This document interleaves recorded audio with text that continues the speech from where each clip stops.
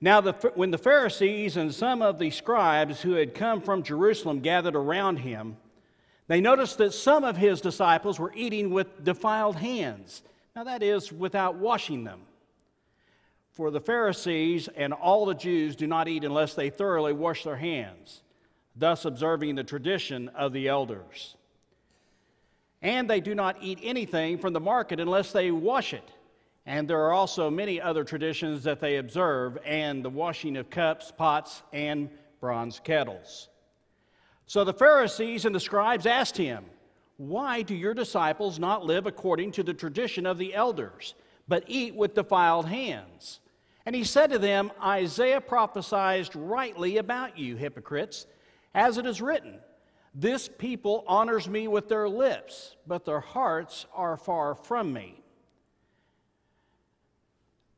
Then they called the crowd again and said to them, "Listen to me, all of you, and understand. There is nothing outside a person that is going in that can defile, but the things that come out are what defile. And for it is from within, from the human heart, that evil intentions come: fornication, theft, murder, adultery, avarice, wickedness, deceit, lasciviousness, envy, slander, pride, and folly.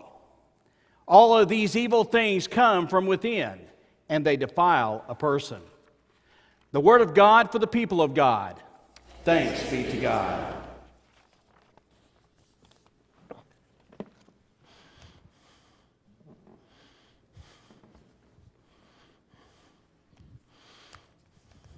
There is a truth about our life that we don't always like to recognize, but it makes itself known to us the more years we gain throughout life.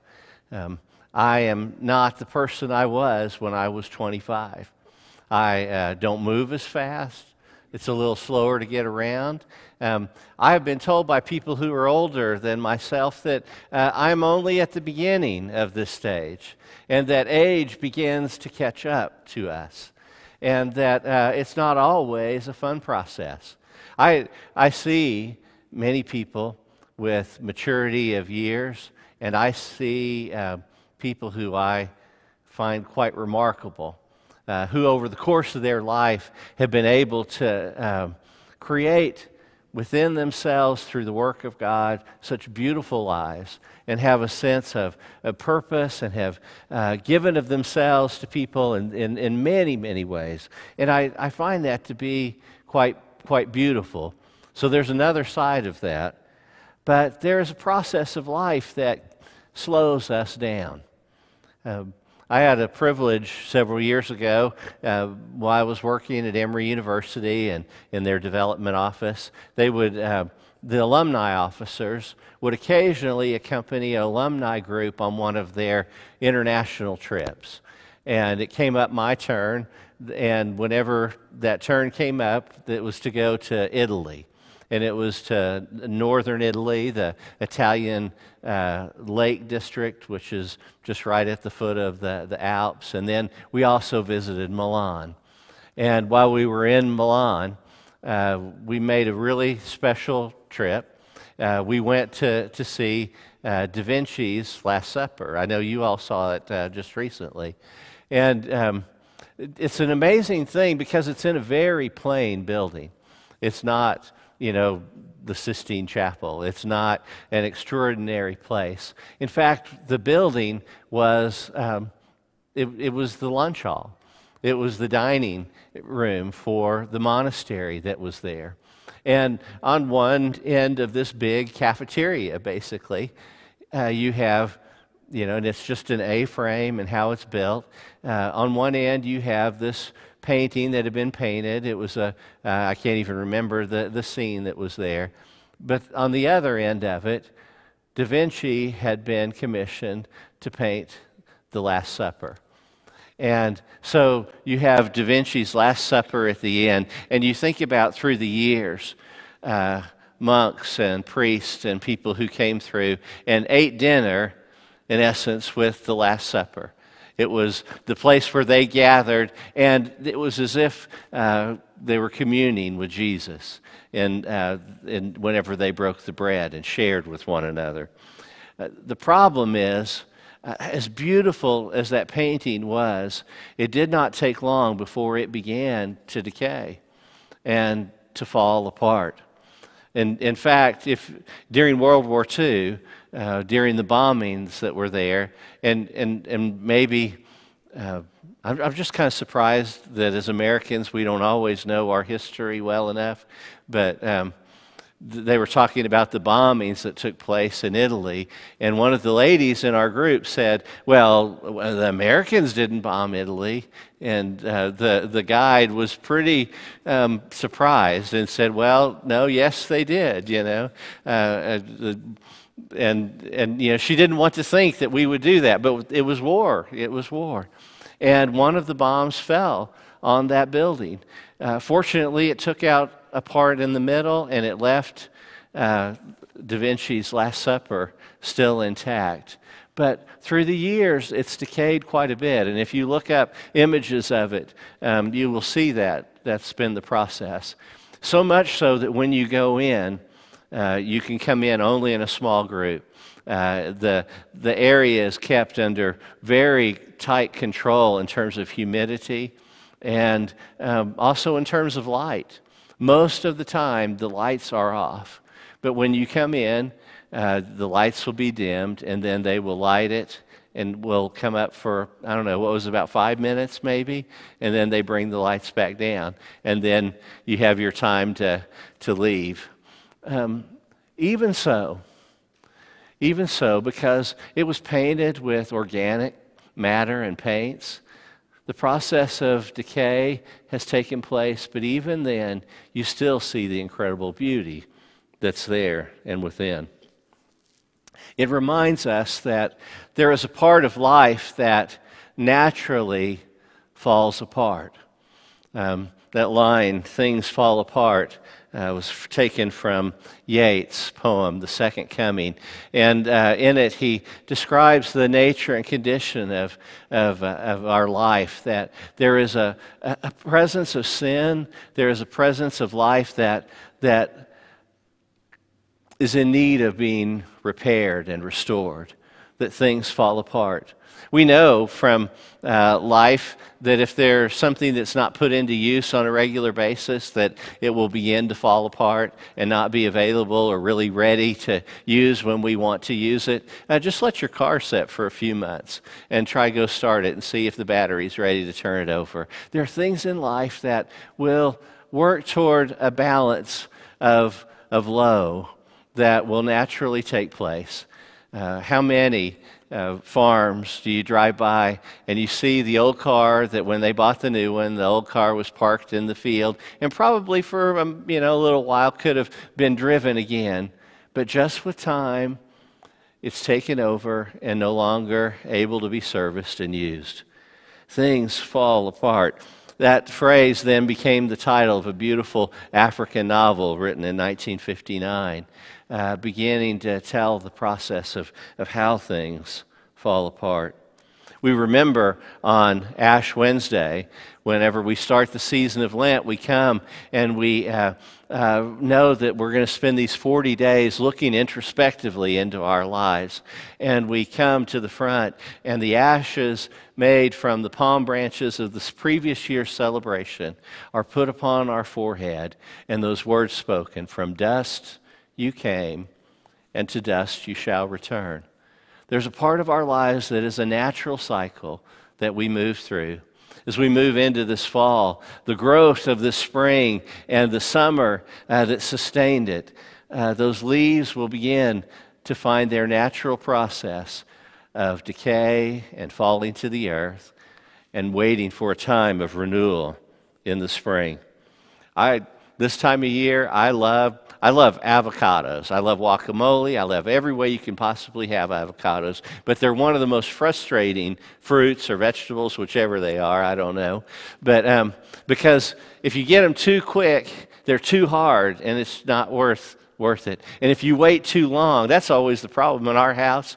We maybe wait too long, and then it's gone past its prime to be able to be that perfect place of ripeness. Maybe, if you're a banana fan, yours works that way. But for me, avocados are just a mystery, and I've had all the, people tell me how to know when to buy them or not buy them. None of those work for me. But there's something about it just catching at the right place. It is a process that we move through. In marine insurance, not the Marines, but in aquatic insurance, the marine industry in insurance, they have a phrase that they've developed. It's called inherent vice. Inherent vice. And that is the process by which things depreciate in value over time. That there is an inherent vice. Now, that may feel like we've come a long way around to get to this point, but the point is this. Jesus is speaking with a group of followers, and scribes and Pharisees who were drawn to Jesus are there too, and they find themselves in this push and pull relationship because they find such truth in what he says, and yet he does not give to them all the credit that they feel they earn and deserve as scribes and Pharisees. And they're saying, Jesus, we love what you're saying, but we just wish your disciples were a little more neat. Can't you just make them wash their hands and wash their pots and kettles in the proper way? And they're not following all the rules the way we're supposed to do. We like what you're saying, we enjoy it, but just whip them into shape a little bit. They look a little too ragtag, a bunch of followers. That's the word that they have. Some Sundays I kind of think, maybe we ought to whip ourselves into a little better shape, Do you ever feel that about yourself? That, maybe I'm just not doing this in the full way I'm supposed to. They want them to step up their game. And Jesus is, it's probably right. There's probably a little bit of truth to that. But what Jesus sees is that we've developed a whole bunch of rules about how we're supposed to do things. And sometimes the rules get so extraneous from the main purpose of what it's all about that it begins to be a burden. And it's no longer meeting the need that it was first developed. The reason we have the law is to keep us in a right relationship with God. We often have been taught to read the law through Martin Luther's eyes, to see that as Paul talked about it sometimes, that there is the law that places a burden upon us, and then through the gospel of Jesus Christ we are set free. And we don't have to be bound by the law. But when you read the Old Testament, it kind of comes in the opposite way. There is gospel, there is the good news, where God saves the people of Israel, and he leaves them out of Egypt, and is leading them to become a new people, and he gives them the law so that they are able to stay in a right relationship with God. The problem is, it's easy to know the first 10, and to keep ourselves on that. But then you get into extraneous, well, what about this? And what about this circumstance? And you get it further and further out, and it becomes this whole big bureaucracy that, while it was designed to keep us in a right relationship, can become overbearing sometimes. And Jesus sees that. And when they speak to him about not following all the rules and procedures, he says to him, righteousness isn't about the things we do. Righteousness comes from the heart. We know the first part of the story, that there is within us a propensity towards sin. It's there in each of our lives. We know the brokenness that we can cause in relationships. We are equally created in God's image, and people are able to do remarkable, amazing, beautiful things. And yet we are also fallen, and we know sin in our lives, and we are able to hurt one another and we see people hurt one another, we have been hurt by others in ways that are surprising to us sometimes. We are surprised at ourselves and our loved ones and our family, have how we can be so easy to anger, so easy to a place of pettiness and hurt, and then to act in response. The thing is, it comes from the heart, Jesus tells us. It's not the things that we do that we put on a person, but it is from our very heart that reveals who we truly are. It comes from the heart, both our sin and our righteousness. Now, we know from Jesus' teaching in the Sermon on the Mount, where he talks about the righteousness of the Pharisees. And he says, don't think that I've come to abolish the law, but that our faithfulness and your righteousness is to be higher even than the scribes and the Pharisees. You're to have a higher righteousness. And you know how he describes it?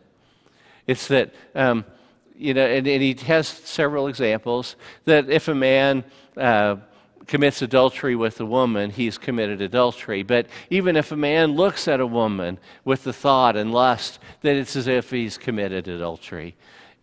What he's saying is that we are to have a heart for God, that our full heart is to be devoted to him. And that reveals our righteousness.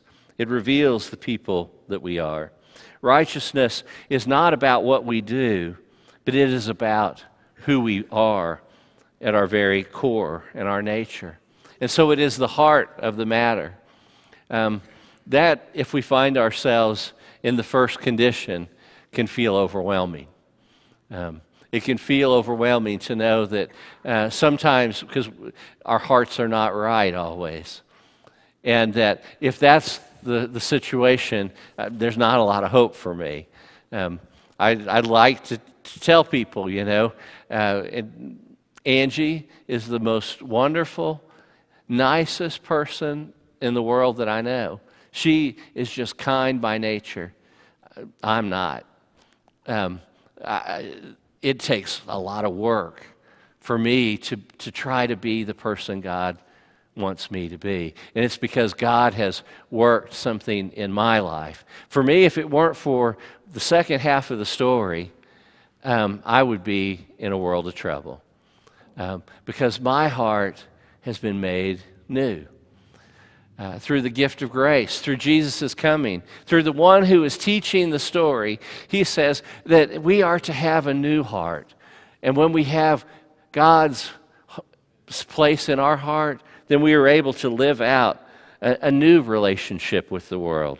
One that's not defined by our brokenness, our sinfulness, or the way that we can fall apart. Through Jesus, we're given a new heart.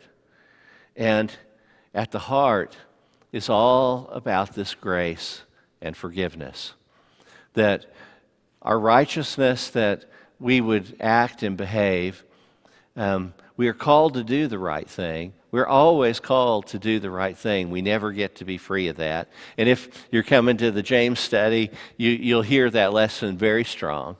We are always to have right behavior in life. But more essential is that we have the right heart, that we have the right heart about our lives. Different times in the church's history, we get interested in making sure everybody believes the right thing. That we call orthodoxy, that we all have the right belief. And having right belief is important.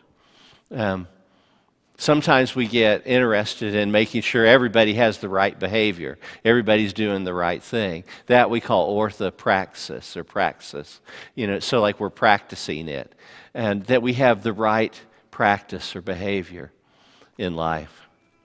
But what Jesus is most essentially focused on is that we have orthocardia, that we have a right heart.